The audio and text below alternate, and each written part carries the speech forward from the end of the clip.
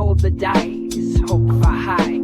Turns in the dungeon, reaching sky. Good morning. Welcome back to another episode of GM Philosophy in the Morning. I'm the GM Philosopher, and today we're talking about something pretty interesting.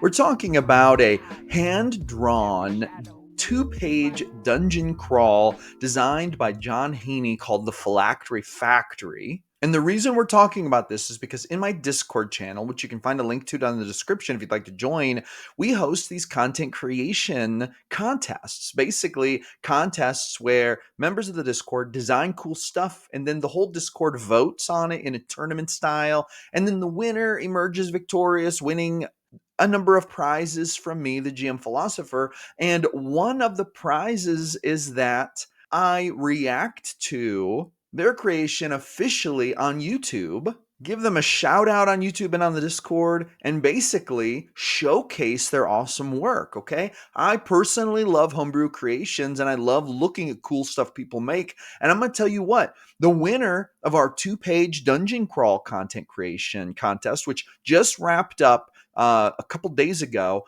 is amazing. It's called the Phylactery Factory by John Haney, and let's just dive right into it. I'm going to look at it, give you a look at it, going to review it, and we're going to talk about it. All right. Now, the first thing you should know about this is that you can actually download this 2-page dungeon. Link is in the description. It's just a Google Drive link. Grab it for free. John Haney basically gave the green light to offer this to people. But listen, John Haney is thinking about getting into designing cool stuff like this on like a professional level. So if you want to meet him, talk to him, commission him, anything like that, one of the best ways to get in touch with him is to join my Discord, and then just look him up on Discord, name John Haney exactly as it appears here on the dungeon. So you can basically get his information that way. But let's take a look at this. I'm going to try to make this a little bit bigger, actually. All right, that should make it a bit easier to see. So let's just go through this. The Phylactery Factory by John Haney. The intro here says, the children in a small farming hamlet began behaving strangely a few weeks ago, keeping secrets, sneaking out at night. One mother overheard a child speak of a new friend who promised fame and fortune if they would follow him. Then last night, 7 children vanished from their beds. You and your allies were hired by the villagers to bring them back. You were able to pick up the trail and follow it deep into the woods until you came upon the ruins of Matron's Haven, the site of an ancient battle. The trail has led you to the steps of the ruined town's old church, abandoned for centuries until now. All right, now we're going to scroll down here to Area 1, but let's just take a minute and appreciate this artwork. John Haney drew this by hand. This is literally, I think, scanned in, created as a file. So this is hand drawn, and I believe hand colored with, I'm not sure what was used, colored pencil or paint. I know about as much about artwork as I do about nuclear physics, which is nearly zero. Okay, so anyway, so awesome image, and the 3D of it is really, really awesome. All right, now let's jump into the area here. Area 1, the auditorium is 30 by 50 feet, made of stone walls 30 feet high, with a peak 60 feet above the marble floors.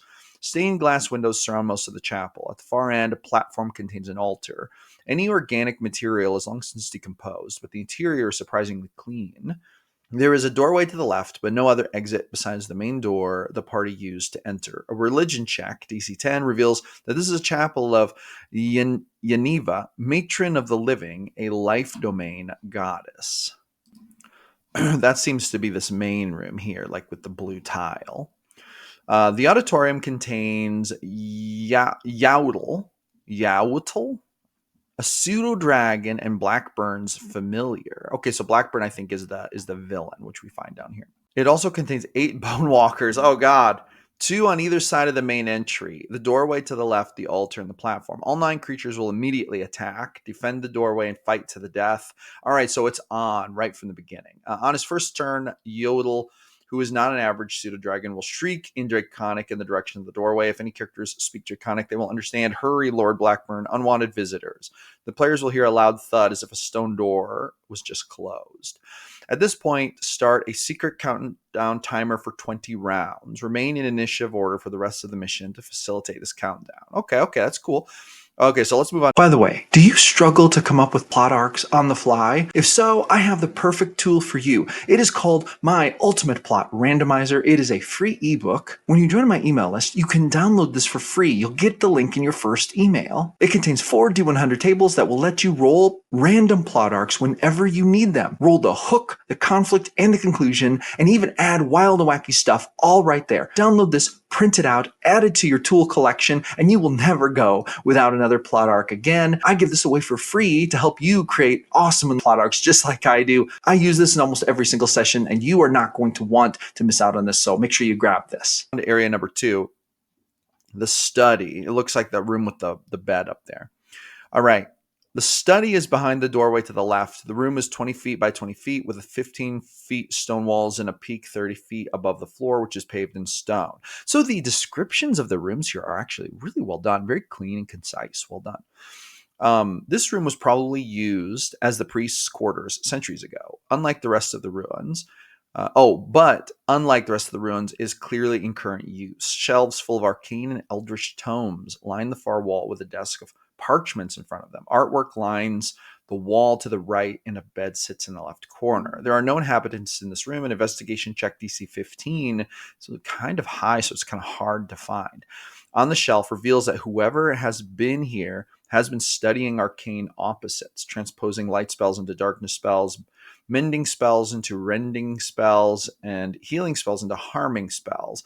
A large piece of parchment on the center of the desk displays a complicated ritual circle containing runes from several languages. A religion check DC 15 on the desk reveals that the base of the ritual is the sacred rite of Geneva, safely guarded divine spell forbidden to mortals that creates life itself, which has been superimposed with deep speech runes. Okay, so far, this is pretty cool. We have Draconic in here. We've got deep speech going on, deep speech to the language of the beholders. But I don't know if there's going to be a beholder present or if there's anything to do with it. It's just deep speech at this point. Anyway, any lawful or neutral aligned characters would find such sacrilege to be utterly repugnant and beyond penance. If this is discovered, a further Arcana check, DC 15, reveals that this new ritual is intended to imbue one's life force into a permanent object, but requires living souls to empower it. Any character with a passive perception above 20 will notice that one of the art pieces is not merely hung on the wall, but the frame is permanently affixed to the wall. Alternatively, an investigation and perception check, DC 18, will reveal the same fact. Manipulating this piece of artwork in any way will cause a trap door to open below the players and lead to area 3. So, I see. Because so here's the trap door in the image up here. Basically, in that second room off the side, there's a black trap door in the floor, and that seems to be leading into area 3. So let's move down here to area 3 here. So area 3, the stairway is a series of 3 steep, narrow staircases of stone with a rise of 15 feet over a run of 10 feet, separated by 2 landings of 5 feet by 5 feet. 2d4 bonewalkers will immediately attack the first character on the stairs. 1d4 additional bonewalkers enter the bottom of the stairway at the top of each round and attack the party. Oh, God. So there's quite a few bonewalkers. Okay, now, just to give you a little, this is what it means here. So we can see the steps going down the steps, and then this is where the bonewalkers will be attacking. Oh, heck yeah. There's stats for the bonewalkers. So AC of 12, HP 20. So they're not like super crazy powerful, but bone walkers. I don't want to get punched by a bone walker. And then we have Blackburn, and we have Yodel, Blackburn, Pseudo Dragon. Pseudo Dragon is a lot more powerful, and of course Blackburn is more powerful than the Pseudo Dragon. All right. Now we're moving into area 4, which would be, I'm assuming, this area down here at the bottom with the 4 stairways and the symbol in the middle. All right, area 4, the catacombs, lie directly below the sanctuary. A 20-foot by 40-foot pit sinks 10 feet deep into the floor, accessible by a staircase at each corner. A 5-foot wide walkway surrounds the entire pit.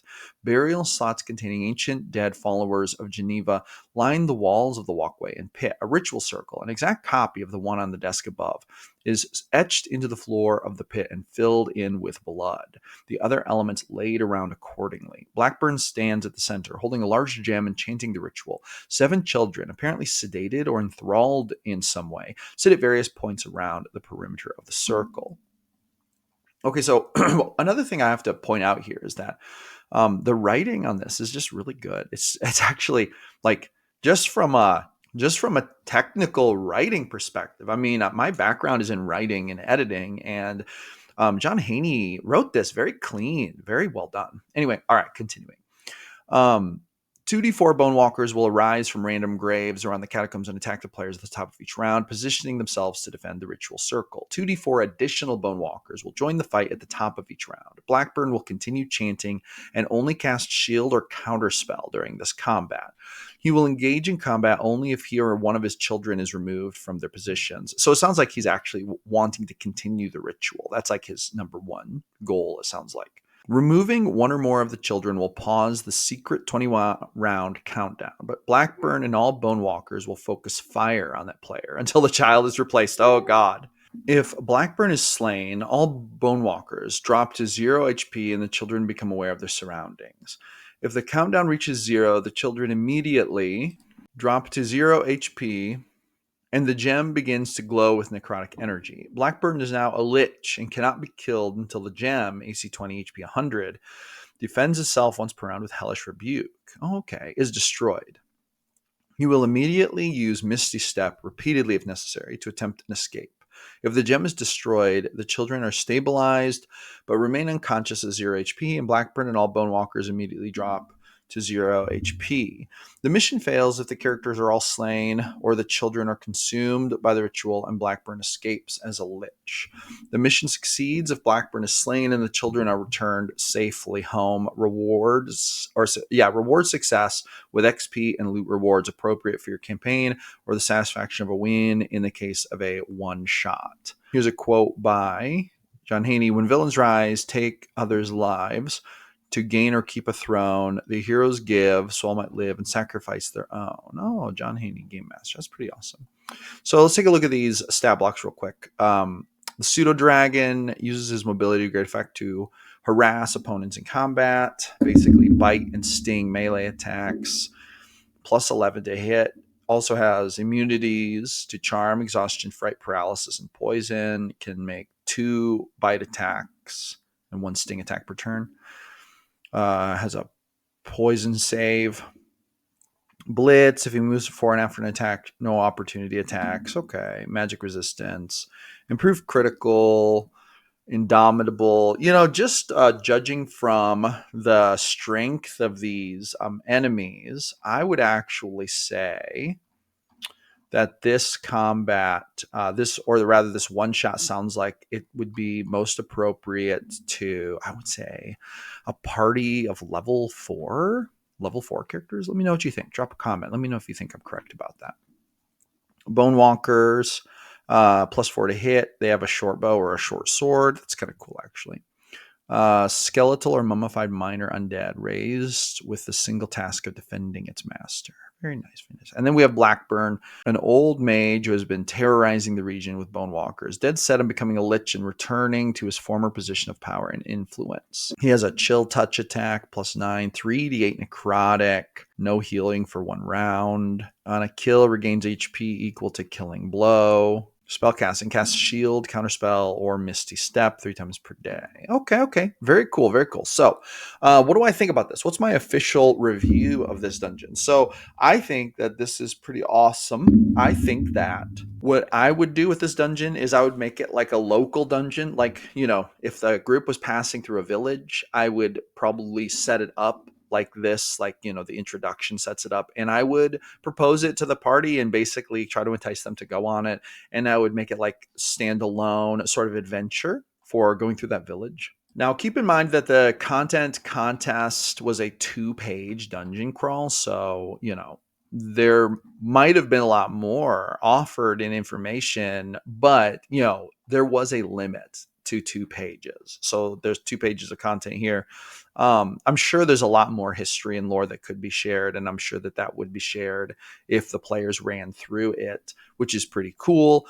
I love it. I actually think this is super cool, and I love the artwork. So nowadays, I think it's really rare to see hand-drawn artwork for D&D type stuff. Like, there's a lot of like drawing on the computer, which is awesome. I love that. There's nothing wrong with that. There's a lot of AI generated stuff. Again, nothing wrong with that. I have no issue with that. Some people get mad about that. Some people get real mad about AI art. I don't. I think it's cool. There's some AI art that I think is super, super awesome. But I love to see this. I love to see some hand drawn stuff. And it looks like this was scanned in, which is super cool. I think that's super awesome. And I love it. And I think that this adventure absolutely deserves to be played. I think that the descriptions of the rooms were really well done, very concise, but gave you what you needed to know. Like, I feel like it's pretty obvious that John Haney has writing experience, because figuring out how to share like enough to have enough in just 2 pages for a dungeon like this is actually pretty difficult, to be honest. High key. So, like, it'd be so easy to leave out important things accidentally, just because limiting yourself to 2 pages is actually kind of a challenge. But anyway, I like the bonewalkers, super cool. And I think that it's really cool that sort of the flow of the combat was laid out here, basically telling you what all the enemies will do based on what the characters do, the player characters. And I think it's super awesome. I love it. I give this one definitely 10 stars. I hope that John Haney continues to design awesome stuff and share it with us in the Discord. And like I said, if you would like to download this dungeon and run it for your group, link is in the description, courtesy of John Haney. Thank you very much for offering that for everyone. And hey, if you would like to, once again, commission John Haney or talk to him, or, maybe jump into a game that he's running, you can join my Discord. Links in the description, and just look him up. He's in the Discord hanging out. With that being said, let's move on to our featured products of the episode. First of all, I'm wearing my official, can you see over here? ADHD and D t-shirt. It says ADHD and D at the top, then roll for concentration. Link to that is down in the description. If you click through and purchase that, I'll earn a small commission on it at no additional cost to you. It's just ordered it on Amazon. One of my new favorite t-shirts now. And there's also this other pretty awesome thing that I found. So I've been really looking at these. This is a Hextech, basically what do they call this? A spinner dice. Okay. Now you can find the link to this down in the description as well. It's a Hextech spinner dice. It comes in a little box. And once again, if you click through and purchase this or any other product in my description, I'll earn a small commission to help support the channel. If you like the content, consider purchasing and supporting the channel. Now, this little Hextech spinner dice comes in a pretty awesome pouch. And when we pull it out, we have a legit spinner dice. Have you ever seen these? So it has the D20, the percentiles. Oh, the D20 and the percentiles, both sets on the front side. And on the back side, it has the, let's see, it's a 12. Oh, it's got the 12-sider. Is that right? Yeah, it's got the 12-sider, the 8-sider, the 6-sider, and the D4. So we have the full 7. So for example, if I want to roll a D20, we're going to spin it, and that's a 2. Shabam. Want to roll a D4? Whoop. Shabam, what have we got here? We've got a 4, because you can see our little sword is pointing at the 4. Shabam. So anyway, it's got like a dragon on it. Hell yeah. Anyway, so this is like, I think, super cool for making like secret rolls. It's a little like, if you're going to roll a bunch of dice, it's a little clumsy, but my thing is I would have this behind my GM screen and make special rolls with it. So anyway, super cool. Link is down in the description. Click through, take a look. If you purchase something, the channel will earn a small commission to help support the content and no additional cost to you. So super awesome.